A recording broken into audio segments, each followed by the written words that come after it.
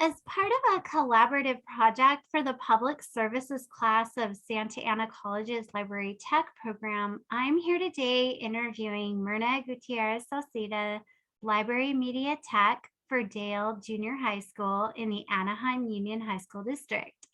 Mirna is also a student of SAC's Library Tech program, and she will be sharing about her on-the-job experience working in a school library.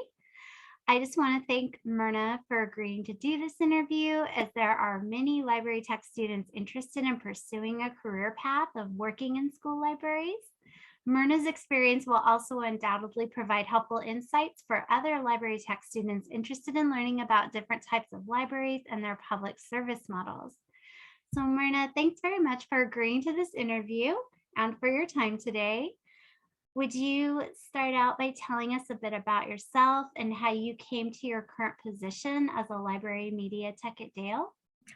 Sure. I'm actually have always wanted to work in the library. I just didn't know how to go about it. When I got my when I went to undergrad at UCI, I was thinking of becoming an English teacher, but then that's when the recession hit and all my teacher friends were getting let go. So I decided not to go get my teaching credential. But then I got stuck in one job, and then I decided to just be like, okay, you know what? I'm too comfortable where I am. It's not where I want to be. So then I started to look to see where I could go in the library field. And I actually got hired at Huntington Beach Public Library as a library page, which I didn't even know was a position until I looked it up.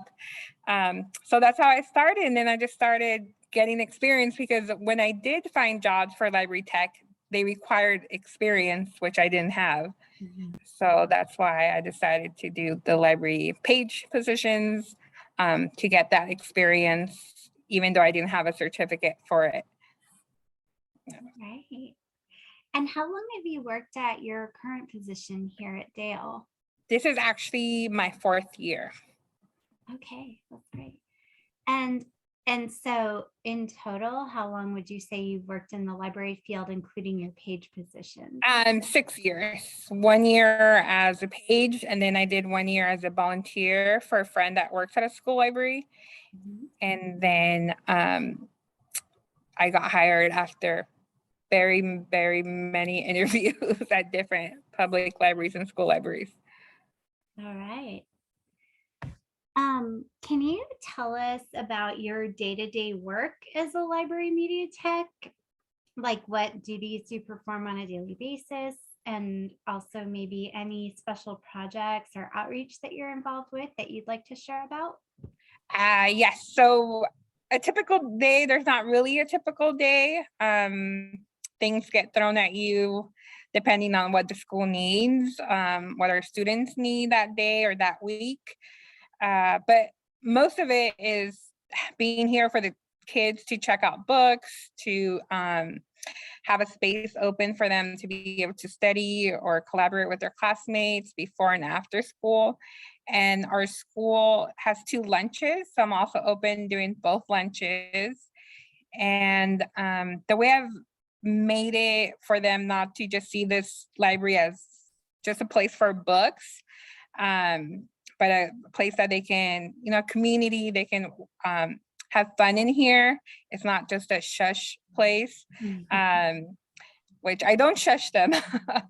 I just tell them to be mindful of their classmates if someone's reading or trying to study. But I have board games in here, and I actually had to go and petition to our school site council to ask them to give me funding for board games. And the reasoning I gave them was it creates collaboration and strategical skills, which we all need.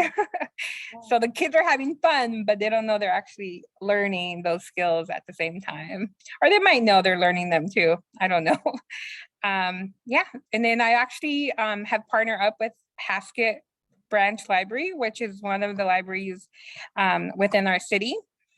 And just to have they've come and joined us for our parent nights, our back to school events, when we have registration, just so that the parents know that they also have that community library that they can go to when the school is on vacation or on the weekends. And then they have great programs for tweens and teenagers. So they just need to be advertised. And I feel like our school has their community here. So, and it's so close. It's like 5-minute walking distance. So trying to get them to go more to their program. Great. That was actually going to be one of my upcoming questions. So I'm glad you talked about your collaboration and, with your local public library and how, you encourage your students to use the library, their local public library to kind of supplement what your library can offer at the school as well. So that's great that you work closely with Haskett in that way. Yeah. I was wondering if you could, for our public service students, if you could talk a little bit more. You've kind of touched upon some things with regard to your public service model. Maybe you could talk a little bit more specifically about like your circulation services, research assistance, any instruction your library provides, interlibrary loan, anything else that kind of falls under the umbrella of public services and what your model is around those services. Yes, so students can check out 3 books for a 2-week period. I actually did change our manga and graphic novels to 1 week just because it's the most popular section at the moment. And it's not that large. So in order for all the students to be able to get their books that they want to read, I've changed it to 1 week because I noticed that the kids do read them. They just have them in their backpacks because they're waiting to return them on their due date. Also, I always tell them if you need more time, just renew it. You get 1 renewal period. You don't have to rush. I know like you have homework and other obligations. And if a book is really popular, then I have a system where our online catalog system, the kids can request a book that we have in our system. If it's checked out, they can put a request for it, and then the system will tell me when it gets returned, oh, this book needs to be put aside because this student requested it. So I do that to any book as long as it's checked out. If it's on the shelf, then I don't have the system put a request for it. During COVID though, all the books were able to be put on hold because the students weren't on campus. Let's see, research, when it comes to research, as a classified school employee, I don't think I really have the skills as a teacher librarian does for research. I am learning more through the program, so I'm able to help them out. And we have such great programs throughout our district. We actually, through California, we have Gale and we have Teaching Books, which are great resources for students. So I kind of try to push them out when I have my orientation, or like share the resources with the English teachers and the other teachers so they can show them how to do it. I've done a little video with one of the English teachers just showing him how to navigate the system for that. And I know he shows it every quarter in his class just to refresh the students. But that is something that if I have time, I want to do just like a quick little video, and then it can be on our library website and the students can navigate it on their own. Let's see, interlibrary loan, our schools, we actually have 20 schools and I believe it's 7 junior highs.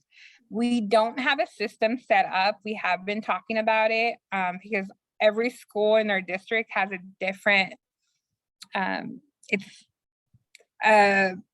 like frustration that a lot of us when we go to school library will know, but we have different budgets at each of our school sites, and it's some schools have more books, the popular ones, or they've been able to get them through the years if their library media tech has just been on top of the ball and getting them.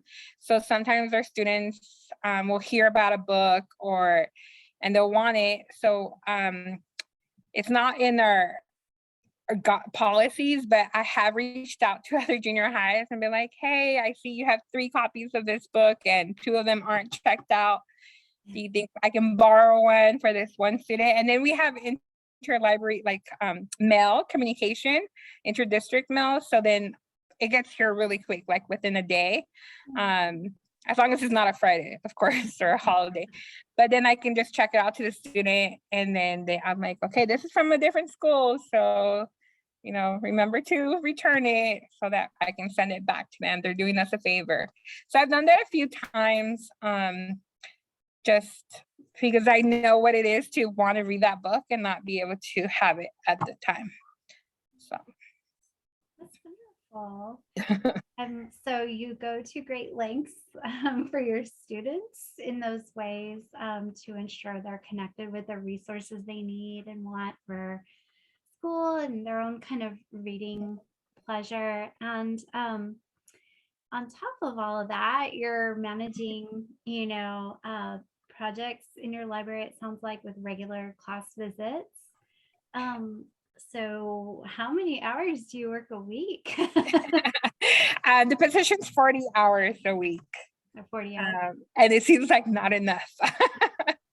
Not enough. I could stay here forever doing a lot of those tasks, but you'll learn to prioritize what needs to be done and what can hold for another week or two.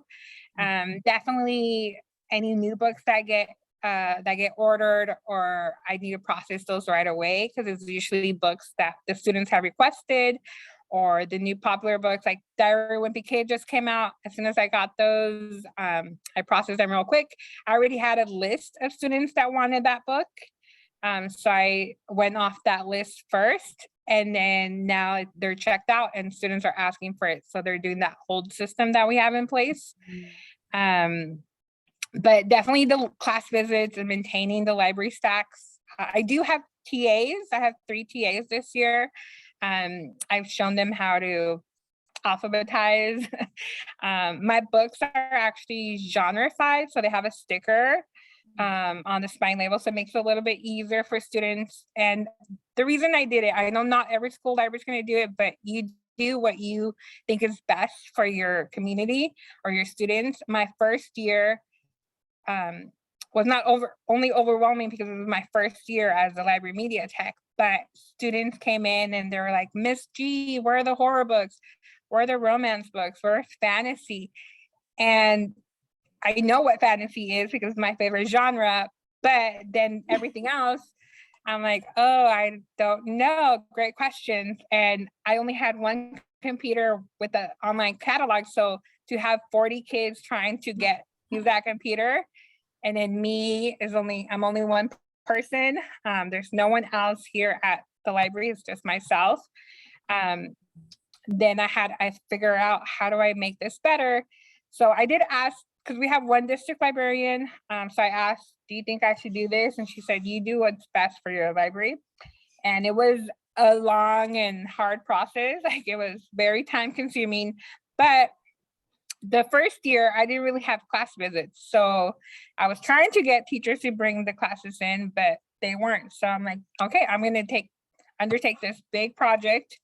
And I did. And now I feel everything is where it is. And then the kids, if they love fantasy, then they'll go into that section. Or horror is one of actually our most popular after manga. So they'll go into that one. And then I always tell them, remember, authors write in different genres. So once you like an author, then you go into different genres and look for their last name. So yeah. So I was curious about the way the books were organized in the library classification system, that sort of thing, as I'm sure other people watching this interview are. So yeah, about that. I'll go through the categories I have. We have mystery, we have fantasy, we have dystopian, science fiction, horror, the graphic novels and manga, historical fiction, and I have a section for historical American fiction, so anything that has taken place in the United States. And then there's romance, realistic fiction, sports, and adventure. Yes, and then I actually have a large Spanish section for English learners and for any of the students that are taking Spanish. And then we are actually having more, we actually are the only junior high in our district that has Vietnamese classes. So and we have more students that are Vietnamese ancestry who read the language and want to read it. So I have started to work on that collection and also Arabic. And so we have those ones. Yeah. Great. Oh, that is so great. So you sound extremely enthusiastic and passionate about your work, which is very inspiring. And I just want to know if there's anything else you'd like to share about what brings you joy about your job.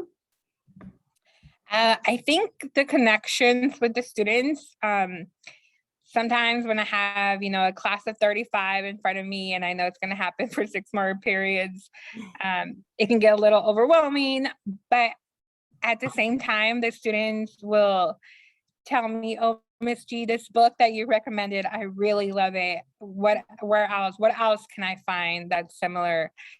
Or I didn't really like it, but you told me it's okay. Like I tell them it's okay. If you go home with the book, you're not committed to it. You can return it. Let me know. Maybe you liked one little aspect of it, then we'll try to get something like that. It's hard to do that when it's a big class. But then they can either write the request to me or email me, or they'll come in before school, after school when it's less busy, and then let me know. And then I have a little bit more time to actually do that one-on-one with them. And then their friends will recommend books to each other because, Miss G told me this book was good. Now you got to read it. So I just tell them, just make sure you turn it in and then your friend can check it out. But yeah, so you're right. I am really passionate about my job. When I got interviewed at the school district, I didn't know it was going to be a junior high and I was a little hesitant about it. Junior high is just, it's a different group of, an age that, it's just different. But then I thought about after the job offered me and, you have time to think about it if you want to take the job. Then I thought about my junior high experience. And I remember the library was my safe spot. And it was where I would go because I didn't really have friends.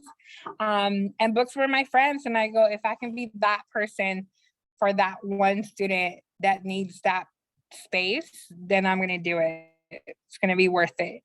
And I feel like I still communicate with some of the kids from 4 years ago who are now juniors, and they'll email me or they'll catch me up. And I go, is this what teachers feel every year? Because it's just so rewarding. So yeah, I do have but it's like the whole thing.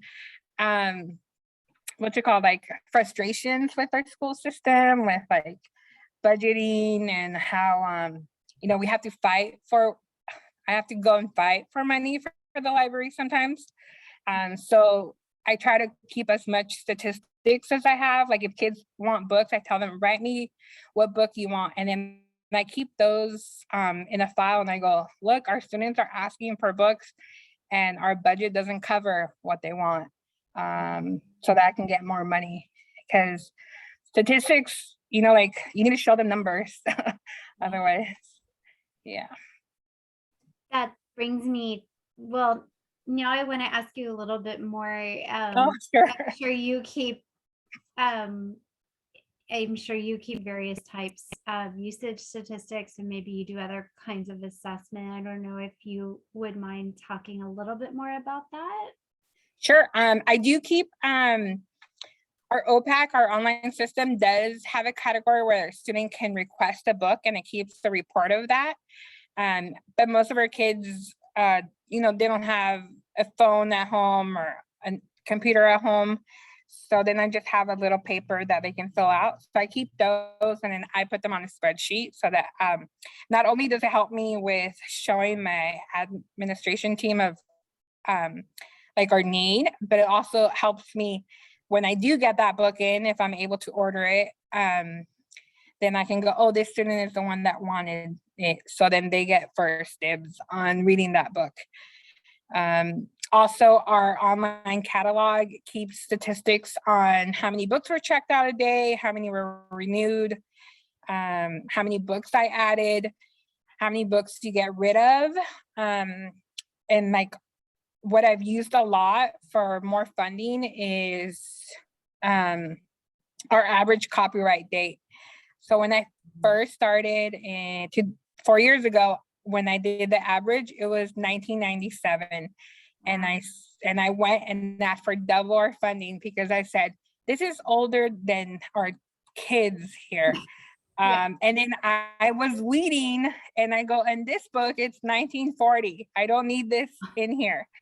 You know, like, I believe it's Raghunath's song that said that a school library should be a changing organism depending on what your needs are. And I said, maybe in the 1940s, this book was good, but it's 2020. I don't need this in here. Our kids don't need black and white pictures in the school library. So yeah, so it's been, I feel like I've had I've been very fortunate in having a good administration team that believes in me, or if I've been passionate enough to sell it. But yes, like I'll do fundraisers. I do the book fairs, Scholastic, even though it's such a headache to run them. Just because we get free books out of it, you know, once like the profit of it. And they're also like books that the kids see because it's Scholastic and they're like, oh, I saw this book, and then I'm able to get it right then and there and add it to our collection. And then I write letters to, I used to work at Target, so I know they do donations to nonprofits. So I've written letters to them and they'll give me gift cards and then I can purchase books. They do have to be approved by our district, but I always order what is popular, which is Diary of Wimpy Kids, which we already have. So it's just adding the newest one to our catalog and doing all that. And I have written grants. Yeah, so I did get a grant last year for the Laura Bush Foundation to get more diverse books. So it's worth it. I mean, it's a little bit more time consuming, but if you have the time, I'm not saying you have to, because I know every library is different, every need is different, but if you have the time and if you want to do it, it doesn't hurt to do a grant. Sure. That's great advice. Thank you. So what do you know now that you wished you knew going into the job you currently have as a library media tech?